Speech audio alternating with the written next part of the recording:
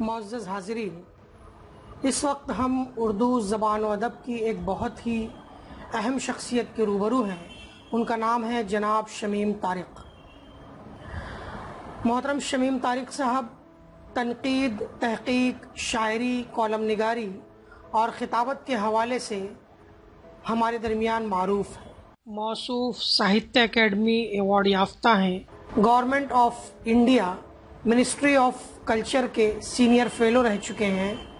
جامعہ ملیہ اسلامیہ نے رابندر ناتھ ٹیگور پر اردو میں کتاب لکھنے کے لیے آپ کو مدعو کیا تھا۔ مہاراشٹر اسٹیٹ اردو اکیڈمی نے بعنوان انجمن اسلام اور اس کی کریمی لائبریری ایک کتاب لکھنے کی دعوت دی تھی، جو اپنے آپ میں ایک شاہکار ہے، جسے آپ نے اپنے خرچ پر شائع کیا۔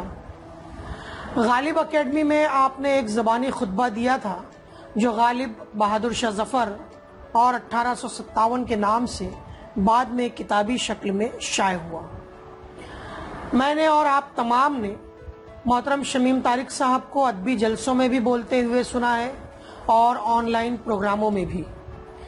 جب یوٹیوب پر میں نے ان کی چند تقریریں سنی تو یہ خیال آیا کہ کیوں نہ ان تمام تقاریر کو جمع کر دیا جائے۔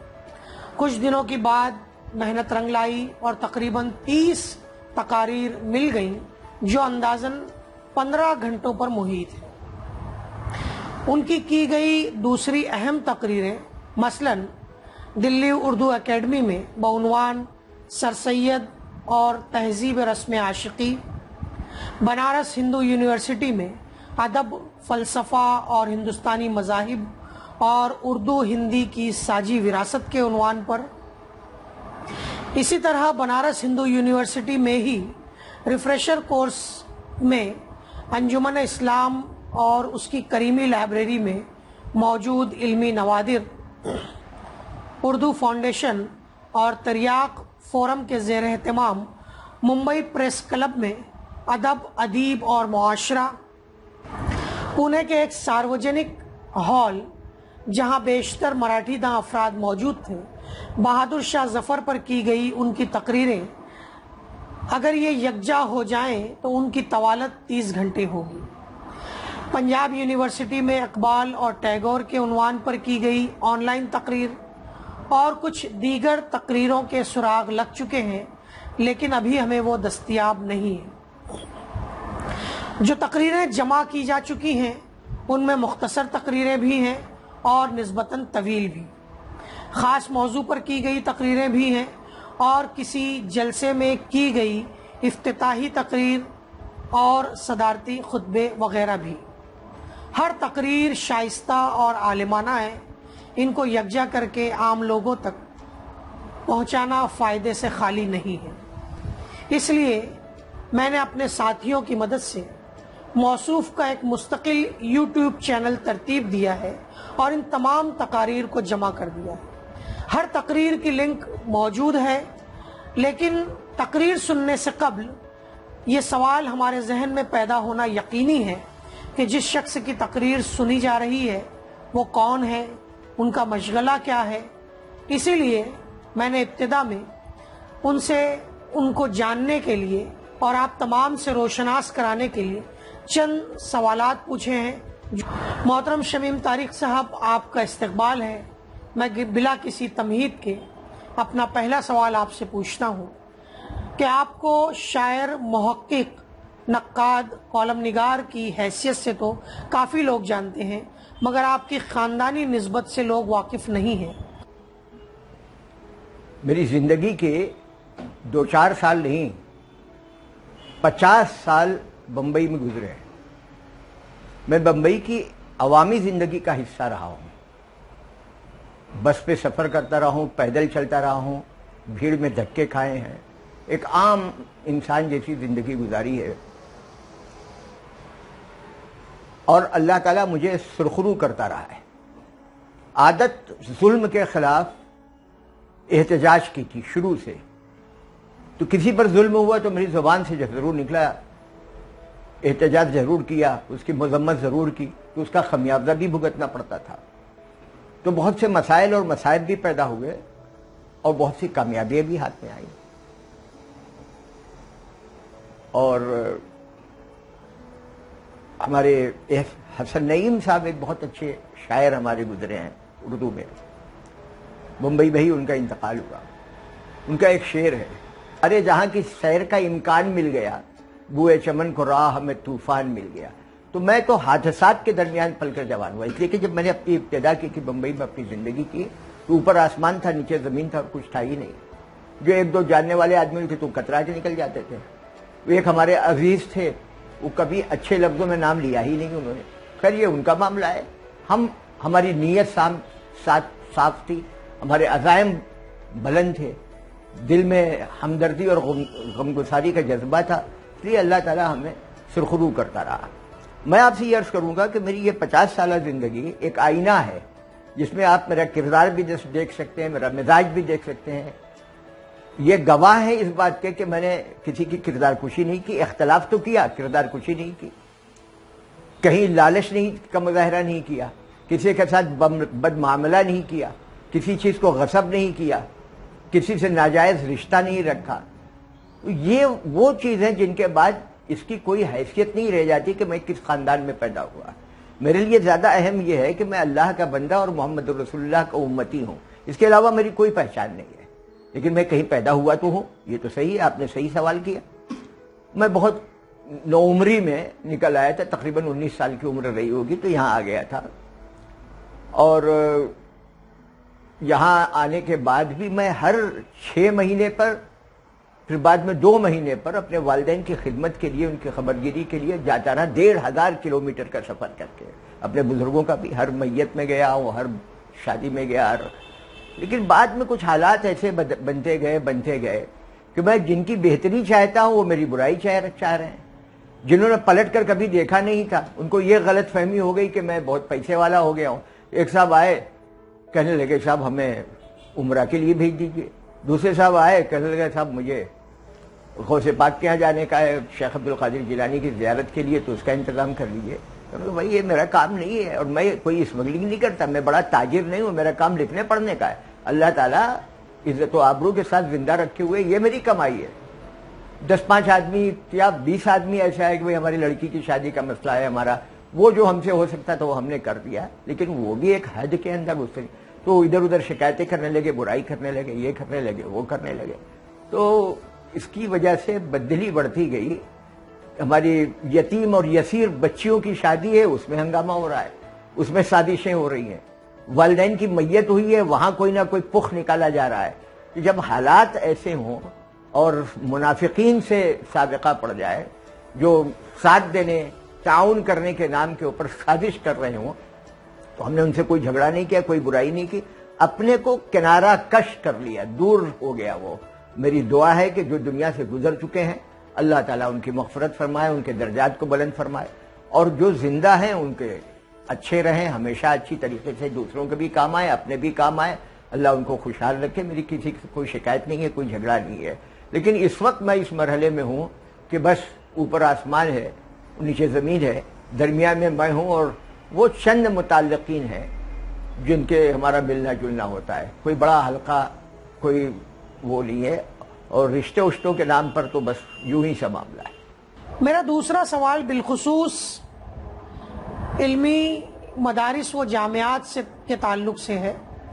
علمی اور ادبی کام مدارس و جامعات اور عصری دانشگاہوں میں بھی ہو رہے ہیں اور ان کے باہر بھی، آپ خود کو کہاں محسوس کرتے ہیں؟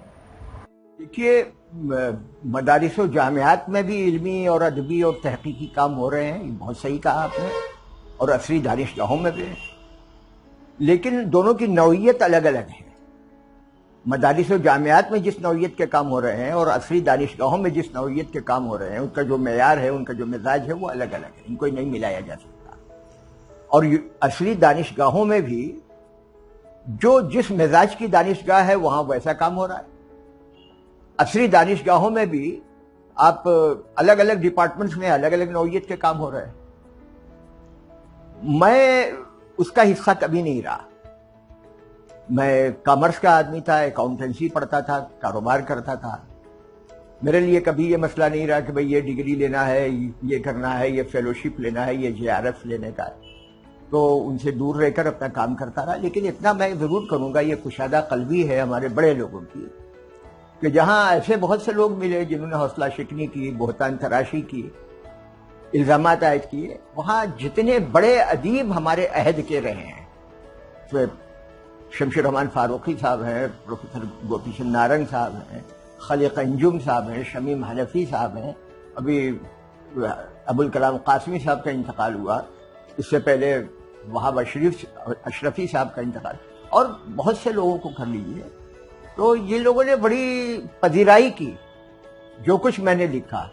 آپ سمجھ لیجیے کہ اس کی اہمیت کا اندازہ کہ پروفیسر نثار احمد فاروقی بڑا اسکالر ہمارے زمانے کا، اس کی زندگی کی آخری تحریر جو بستر مرگ سے انہوں نے ڈکٹیٹ کروائی ہے وہ میری کتاب پر ہے.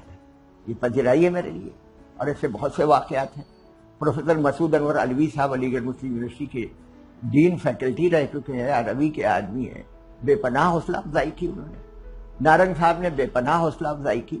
تو میں ان تمام بڑے لوگوں کا میں انتہائی شکر گزار ہوں کہ ان لوگوں نے مجھے غیر نہیں سمجھا، اور جو مجھے غیر سمجھتے تھے ان کا خود اردو ادب میں یا اردو ادب کے حلقے میں کیا حیثیت ہے، کیا حال ہے، وہ آپ سب پر واضح ہے. تو ان کے بارے میں کیا کہنا ہے؟ سر میرا آپ سے تیسرا سوال خاص طور پر زبان و ادب کے حوالے سے ہے.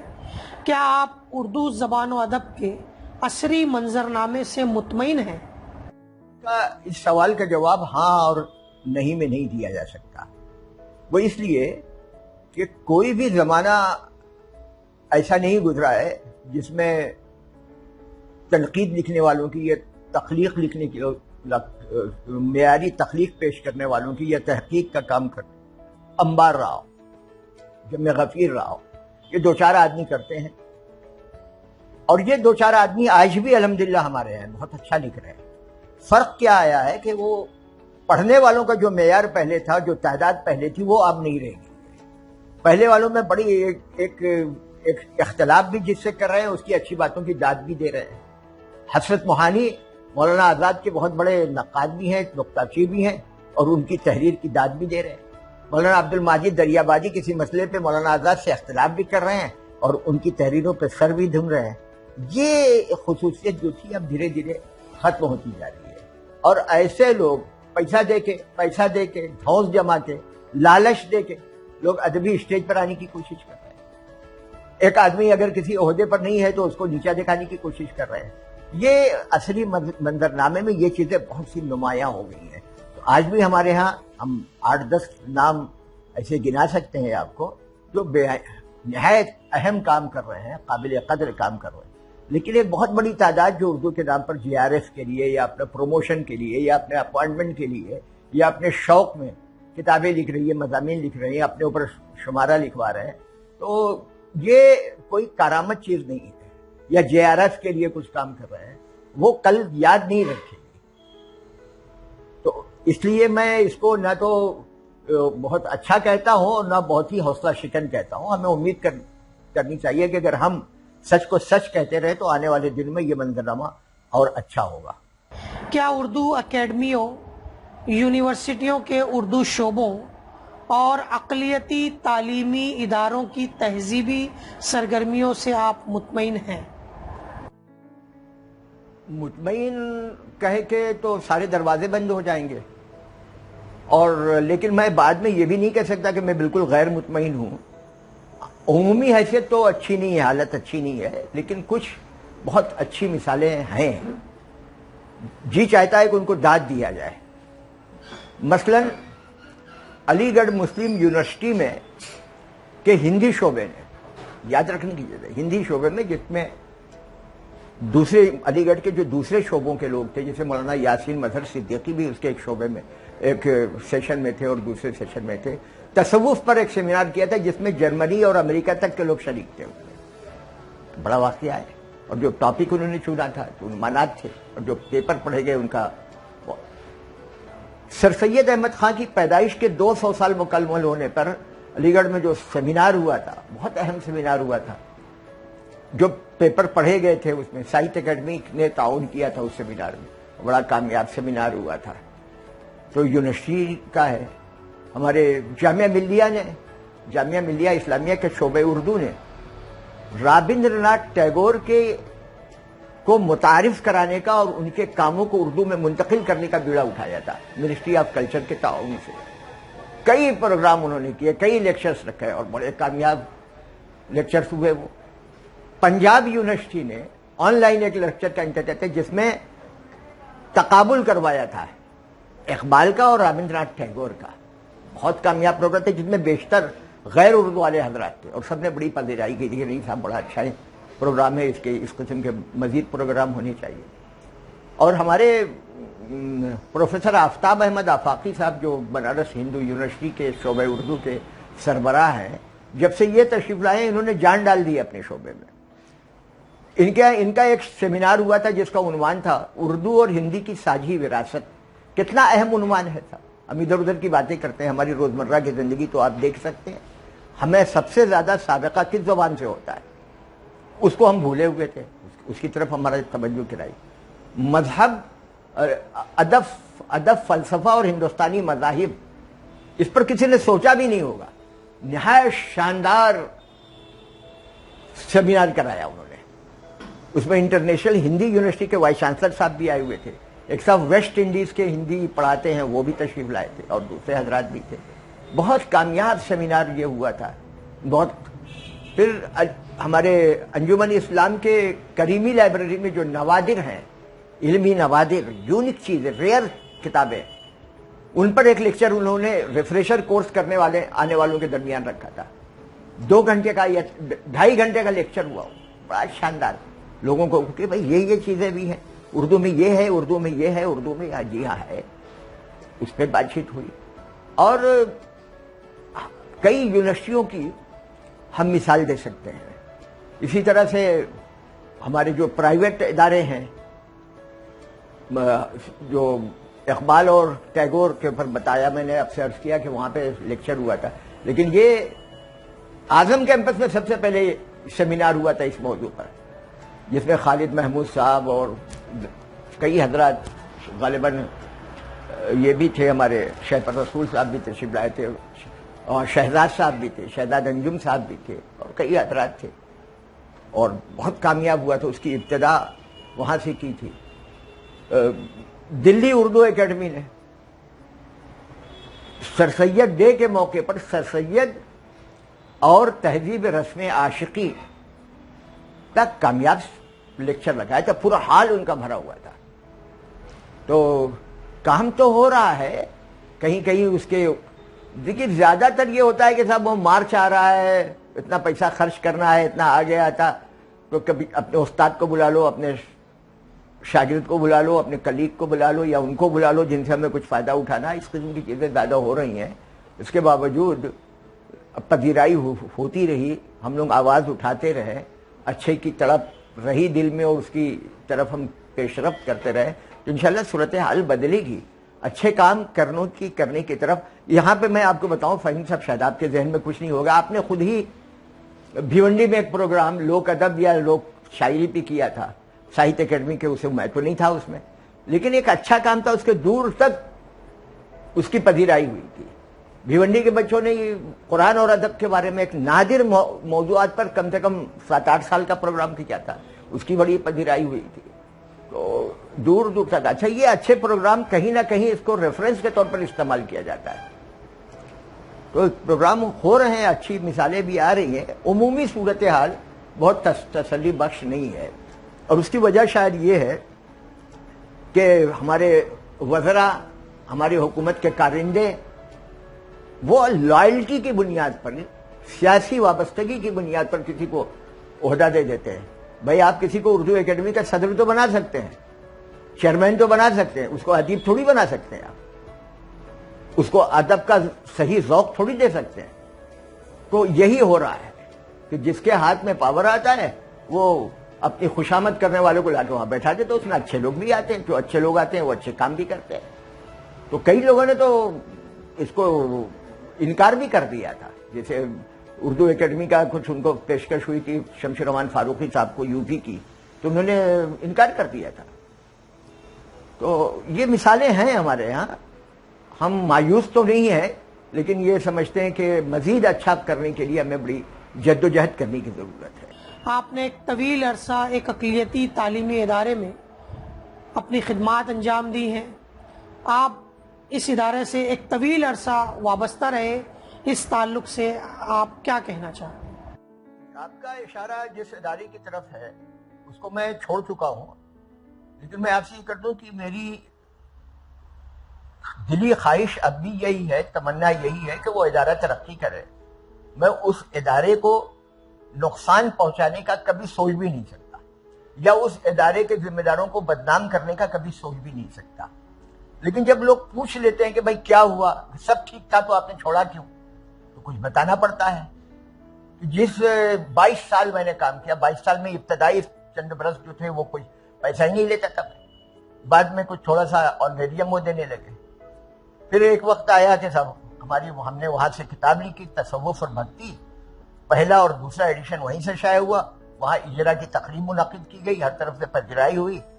تیسرے اور چوتھے ایڈیشن کا وہاں سے پرمیشن ہی نہیں مل رہا ہے۔ ساہتیہ ہمارے اردو اکیڈمی نے انجمن اسلام اور اس کی کریمی لائبریری پر ایک کتاب لکھنے کا پروجیکٹ دیا مجھے، کچھ پیسے بھی دیے۔ اب اس کتاب کو میں نے مکمل کر دیا تو اس کو روکنے کی کوشش کی جا رہی ہے کہ صاحب آپ نے یہ لکھا ہے، یہ لکھا۔ میں کیا کوئی کتاب لکھنے سے پہلے یا تاریخ لکھنے سے پہلے یا تذکرہ کرنے سے پہلے کسی سے ڈکٹیشن لوں گا یا اس سے اجازت لینے کی کوشش کروں گا؟ یہ ہماری توہین ہے۔ ہم نے جو لکھا ہے اگر وہ کسی کو پسند ہے تو سبحان اللہ، نہیں پسند ہے تو وہ کیس کر سکتا ہے، وہ مقدمہ دائر کر سکتا ہے۔ میں نے اس میں کچھ نشاندہی کی، سب تعریفی تعریف تھا، صفحہ آدھا صفحے میں کچھ ایسی بات بھی آ گئی ہوں گی جو کسی کو پسند نہیں آئے گی، لیکن وہ فیکٹس تھی۔ تو پھر ایک دن ہمارے ایک صاحب نے منع کر دیا کہ صاحب یہاں سے پیون کے ذریعے، میں وہاں پہ ڈائریکٹر ہوں، پیون کے ذریعے اعلان کروا دیا کہ صاحب جو بھی یہاں کریمی لائبریری میں مطالعے کے لیے آئے وہ انجمن کا ہو اور اس کے ساتھ I card who. I card تک تو صحیح تھی، لیکن انجمن کے لیے باہر کا آدمی آنا چاہے تو کیا کریں گے آپ؟ ان کو برا کر دیا، یہ توہین کی سری ہے۔ تو کریمی لائبریری کی جو ایکٹیویٹیز تھی اس کا اپروول ہی نہیں دیا جاتا تھا۔ ہر ایرے غیرے شبراتی اور جمراتی اور خیراتی سب کا فنکشن ہوتا تھا کریمی لائبریری میں۔ ساہتیہ اکیڈمی کا ایک بہت اہم عنوان پر ایک فنکشن ہو رہا تھا، میں نے لیٹر دیا، آتا جاتا رہا 15 دن تک، سب وہاں سے کوئی جواب ہی نہیں ملا۔ اب جب جواب نہیں ملا تو ساہتیہ اکیڈمی کے دفتر میں وہ فنکشن ہوا، کامیاب ہوا۔ تو یہ حالات جب ہو گئے تھے اور میں کام کیے جا رہا تھا جس کی پذیرائی بھی ہو رہی تھی، 1,85,000 صفحات ہم نے ڈیجیٹائز کر دیے، جس میں 62-64 صرف پرانے اخبارات کے ہیں، پھر نادر کتابوں کے ہیں، پھر میں ان پر نوٹس بنا رہا تھا، تقریباً 100 کتابوں پر نوٹس بھی بنا چکا تھا، جو ہندو مذہب کی کتابیں ہیں اور اردو میں ہیں یا فارسی میں ہیں۔ کتنا بڑا کام ہے صاحب! لوگ آ رہے تھے دور تک، میں نے انجمن جو وہاں پہ نوادرات ہیں ان نوادر سے متعارف کرانے کے لیے میں نے ایک پروگرام کیا تھا۔ ظاہر سی بات ہے وہاں کے مینجمنٹ نے اجازت دی تھی اور وہ لوگ خود شریک تھے۔ اس میں 18-20 چینل اور اخبارات کے لوگ آئے تھے۔ اس پہ انڈین ایکسپریس نے بھی دی تھی، مہاراشٹر ٹائمز نے بھی خبر دی تھی، تمام دوسرے اخبارات نے انگریزی میں دی تھی، تمام چینلز نے دی تھی۔ لوگ آ کر ملتے تھے، انٹرویو شائع کر رہے تھے، اس کی ویڈیوز دیکھ رہے تھے۔ وہ ساری دنیا میں جس کی تعریف ہو رہی ہے، وہاں پر چونکہ ایک شخص بیمار ذہن شخص ہے جس نے کوئی کام نہیں کیا ہے، جس کا املا اور جملہ اور ترجمہ بھی غلط ہے، آپ اس کو خوش کرنے کے لیے ایک کام کو خراب کر رہے ہیں وہاں پہ۔ تو ہم اپنی عزت کو گنوانے کے لیے تو نہیں بیٹھے ہوئے، ہم کام کرنے کے لیے۔ تو ہم نے معذرت کی اور وہاں سے دھیرے سے چلا آیا، سلام کر کے چلا تو آیا ہوں، کام تو ختم ہو گیا، لیکن میری دعائیں یہی ہیں کہ اللہ تعالیٰ اس کو ترقی دے اور جو کام کرنے والے ہیں وہ خلوص کے ساتھ، آسانی کے ساتھ، رغبت کے ساتھ اور پوری ذمہ داری کے ساتھ کام کریں۔ لیکن وہاں ذمہ داری کا یہ حال ہے کہ جس کے لیے یہ سب کیا جا رہا تھا، جس کو خوش کرنے کے لیے، میرے جانے کے بعد وہ خود بھاگ گیا۔ ٹھیک ہے، کام تو کر نہیں سکتا تھا وہ۔ جو دوسروں کی ٹانگ پکڑ کے کھینچتے ہیں، برائی کرنے میں جن کا وقت گزرتا ہے، ان کے اندر اتنی صلاحیت اللہ رکھتا ہی نہیں ہے کہ وہ خود اپنے طور پر کچھ کام کرے، تو اس کو بھاگنا پڑا وہ آتے۔ یہ حالات ہیں، اس کو آپ شکایت مت سمجھیے، اس کو انجمن میں جو میرے ساتھ ہوا، جس کی وجہ سے انتہائی محبت کے باوجود، انتہائی رغبت کے باوجود، انتہائی قدردانی کے باوجود، انتہائی دعاؤں کے باوجود کہ انجمن ترقی کرے، مجھ کو کیوں چھوڑنا پڑا؟ یہ کوئی میرے دل سے تو پوچھے۔ اگر میں 22 سال پہلے کسی اور ادارے کو جوائن کر چکا ہوتا، اس کے ساتھ تعلق پیدا کر لیا ہوتا، تو آج ہمارے پاس لاکھوں روپے ہوتے۔ لیکن جب کھانا والا صاحب نے یہ کہہ کے ہاتھ پکڑ کے میرا اس کی کرسی پر بیٹھایا تھا کہ بھئی تم قوم کی امانت ہو، ہم تم سے کہتے ہیں ہم پیسہ نہیں دیں گے لیکن یہاں کام کرو، یہاں سے اس طرح سے انجمن سے میرا تعلق شروع ہوا تھا۔ بعد میں ایسے لوگ وہاں پہ بھر گئے جن کا کام صرف ہاتھ اٹھانا، جی آپ نے بجا فرمایا، جی حضور، جی حضور، جی حضور، جی حضور کر کے آپ ادارہ نہیں چلا سکتے۔ میں انجمن کے ذمہ داروں سے اور تمام اردو دنیا سے، مجھے اردو دنیا سے بھی شکایت ہو گئی، ادھر تو چہمگوئیاں اور سرگوشیاں تو کرتے ہیں، کوئی جم کے نہیں بولتا کہ نہیں صاحب آپ نے غلط کیا ہے۔ میں صرف یہ کہتا ہوں کہ میری دعا ہے کہ انجمن ترقی کرے، میری دعا ہے کہ وہاں کے ذمہ داران کو نیک نامی نصیب ہو، لیکن ان کو ایک بات ضرور کہتا ہوں کہ صاحب چمچے پال کے، خوشامد کرنے والوں کو پال کے، جھوٹ بول کے، تاگڑا بنا کے، کہانیاں گڑھ کے آپ کسی ادارے کو ترقی نہیں دے سکتے۔